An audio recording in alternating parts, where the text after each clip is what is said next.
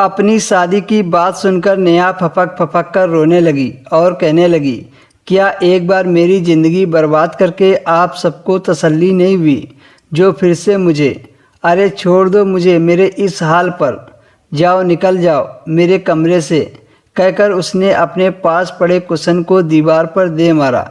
नूतन आंखों में आंसू लिए कुछ ना बोल पाई और कमरे से बाहर आ गई। आखिर उसकी इस हालत के जिम्मेदार कहीं वह तो न थी। बिना जांच पड़ताल किए सिर्फ एक लड़के वालों की हैसियत देकर उन्होंने अपनी इकलौती बेटी को हैवान के संग बांध दिया।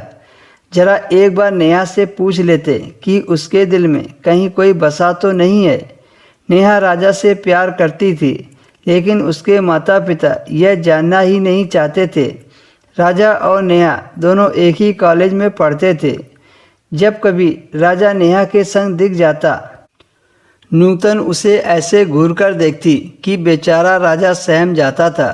कभी उसकी हिम्मत नहीं हुई बताने की कि वह नेहा से प्यार करता है, पर मन ही मन वह नेहा की माला जपता रहता था और नेहा भी उसी के सपने देखती रहती थी।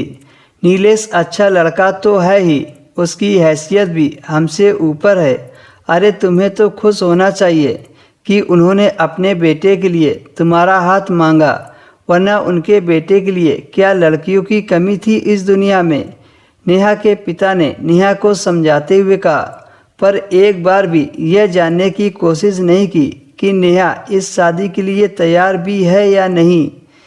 माँ बाप की मर्जी और समाज में उनकी नाक ऊंची रहे, यह सोचकर भारी मन से नेहा ने इस रिश्ते के लिए हाँ कर दी थी। वह कभी नहीं चाहेगी कि उसके कारण उसके माता पिता दुखी हों। कहने को तो लड़के वाले बहुत पैसे वाले थे, लेकिन फिर भी उन्होंने मुंह मांगा दहेज पाया।